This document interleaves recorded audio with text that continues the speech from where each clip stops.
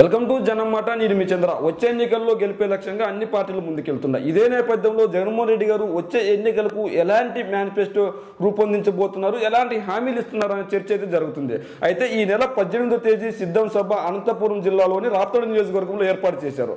అదే సభలో జగన్మోహన్ రెడ్డి గారు ఎన్నికల మేనిఫెస్టో విడుదల చేసే అవకాశం ఉందని వైసీపీ పెద్దల నుంచి లేదంటే వైసీపీ నాయకుల నుంచి విశ్వసనీయ సమాచారం మనకైతే అందింది. అయితే ఈ మేనిఫెస్టోలో జగన్మోహన్ రెడ్డి గారు ప్రముఖంగా రుణమాఫీ చేస్తే ఎలా ఉంటుంది అన్నది ప్రముఖంగా చర్చ అయితే జరుగుతుంది. ఇప్పటి వరకు పేద బడుగు బలహీన వర్గాలకు పెద్దపీట వేసాం, వచ్చే ఎన్నికల్లో ఖచ్చితంగా రుణమాఫీ కనుక చేస్తే బాగుంటుందని చర్చలు అయితే జరుపుతున్నారు. మరి ఇదే అంశాన్ని టీడీపీ కనుక ప్రస్తావిస్తే ఎలా ఉంటుందంటే, టీడీపీ ఇదే హామీని కనుక ఇస్తే ఖచ్చితంగా 20% మందే నమ్మే అవకాశం ఉంటుంది. ఎందుకు 20% మందే నమ్మే అవకాశం ఉంటుందంటే, గత ఎన్నికల్లో ఇదే హామీని టీడీపీ అధినేత చంద్రబాబు నాయుడు గారు ఇచ్చి 2014 ఎన్నికల్లో అధికారాన్ని చేపట్టాడు. ఈ నేపథ్యంలో 20% మంది మాత్రమే నమ్మే అవకాశం ఉంది. ప్రముఖంగా ఎవరు నమ్ముతారు టీడీపీ ఇస్తే కనుకంటే, ఖచ్చితంగా టీడీపీ నాయకులు, టీడీపీ కార్యకర్తలు, ఈ రాష్ట్రంలో ఉన్న 50 మంది జనంలో పాటు 20% నమ్మే అవకాశం ఉంది.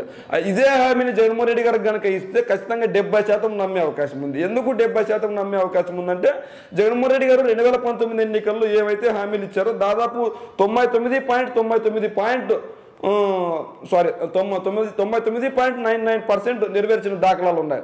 ఈ నేపథ్యంలో జగన్మోహన్ రెడ్డి గారు ఖచ్చితంగా మాట ఇస్తే నెరవేరుస్తారు అన్న ఇదిగా ఉంటుంది. ఇంతేకాకుండా జగన్మోహన్ రెడ్డి గారు 2019 ఎన్నికల్లో డ్వాక్రా మహిళలకు 0 వడ్డీ ఇస్తామని చెప్పి వాళ్ళు ఎవరైతే అర్హులు ఉన్నారో వాళ్ళకి 0 వడ్డీ కూడా ఇస్తున్నారు. అదేవిధంగా రుణమాఫీ కూడా చేస్తారని డ్వాక్రా మహిళలకు విడతల వారిగా జగన్మోహన్ రెడ్డి గారు రుణమాఫీ చేస్తూనే వచ్చారు. అంటే ఈ నేపథ్యంలో ఖచ్చితంగా జగన్మోహన్ రెడ్డి గారు కనుక రుణమాఫీ అంశాన్ని తెరపైకి తీసుకొని వస్తే కనుక 70% నమ్మి ఓట్లు వేసే అవకాశం ఉంది జగన్మోహన్ రెడ్డి గారికి. ఇప్పటికే ఇచ్చిన సంక్షేమం అభివృద్ధి ఒకవైపు ఉంటే, మరి ఇంకోవైపు రైతులకు గనక ఈ హామీ ఇస్తే ఎలా ఉంటుందన్న అయితే చర్చలు అయితే జరుగుతున్నాయి. ఇదే నేపథ్యంలో చంద్రబాబు నాయుడు గారు రైతులకు 20,000 ఇస్తాను అని చెప్పి ఒక హామీ ఇచ్చారు. అంటే రుణమాఫీ కాకుండా చంద్రబాబు నాయుడు గారికి 20,000 ఇస్తానని ఒక హామీ ఇచ్చారు. అయితే చంద్రబాబు నాయుడు గారు 20,000 ఇస్తానన్నాడు కాబట్టి 25,000 ఇస్తాను అని చెప్పే అవకాశం ఉందా, లేదంటే రుణమాఫీ చేసే అవకాశం ఉందా అయితే మనమైతే వేచి చేయాల్సి ఉంది. ఏదేమైనప్పటికీ జగన్మోహన్ రెడ్డి గారు మాట ఇస్తే చేస్తాడని ప్రజల్లో గట్టిగా నమ్ముతున్నారు. ఎందుకు నమ్ముతున్నారంటే, మనం ఏదైతే 70% మంది చెప్పుకొచ్చామో ఆ 70%లో వీళ్ళ ఎలాగైతే టీడీపీ వాళ్ళు 20% నమ్ముతున్నారో అందులో 20% వైసీపీ నాయకులు, వైసీపీ కార్యకర్తలు ఉంటారు.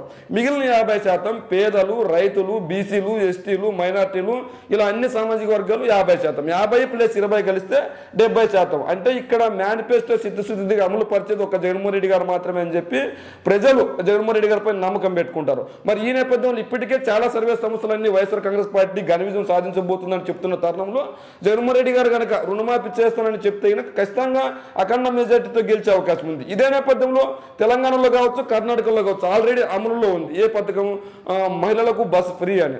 ఈ మహిళలకు బస్ ఫ్రీ పథకాన్ని కనుక ఇక్కడ ఇంప్లిమెంట్ చేస్తే ఎలా ఉంటుందని ఒక ఆలోచనలో అయితే ఉన్నారు. అయితే ఈ సంక్షేమ పథకం ప్రవేశపెడితే ఖచ్చితంగా ఆటో డ్రైవర్లు కొద్దిగా ఇబ్బంది పడే అవకాశం ఉంది. మహిళలు కూడా ఎక్కడికి వెళ్తారు, మహా అంటే 1-2 చోట్లకు పోయించినంత మాత్రం వాళ్ళకి ఏమైనా లబ్ధి చేకూరుతుందా, ఇందుకంటే మనం ఎక్కువే చేస్తున్నాం. మరి ఈ బస్సు ప్రయాణం ఎంతవరకు ఇస్తే కరెక్ట్ అని కూడా చర్చ అయితే జరుగుతున్నాయి. ఈ నేపథ్యంలో ఖచ్చితంగా జగన్మోహన్ రెడ్డి గారు రుణమాఫీ ఇస్తాడా, బస్సు ప్రయాణం ఇస్తాడా, లేదంటే చంద్రబాబు నాయుడు గారు ఆల్రెడీ 6 గ్యారెంటీలతో ముందుకు వెళ్తున్నాడు. అయితే 6 గ్యారెంటీలతో ముందుకు వెళ్ళినప్పటికీ దాంట్లో దాదాపు 80% జగన్మోహన్ రెడ్డి గారు అమలు పరుస్తున్న సంక్షేమ పథకాలే ఉన్నాయి.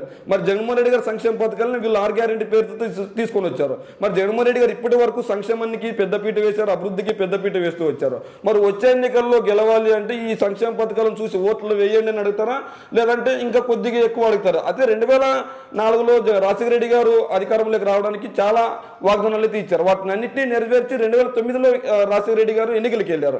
ఆ నేపథ్యంలో రాజశేఖర రెడ్డి గారు పెద్దగా వాళ్ళకి వరాలు ఇచ్చిన దాఖలాలు లేవు. అయితే అదే సమయంలో చంద్రబాబు గారు కూటమి పెద్ద ఎత్తున వరాలు ఇచ్చారు, ప్రజల ఓట్లను కొల్లగొట్టుకోవాలని చూశారు.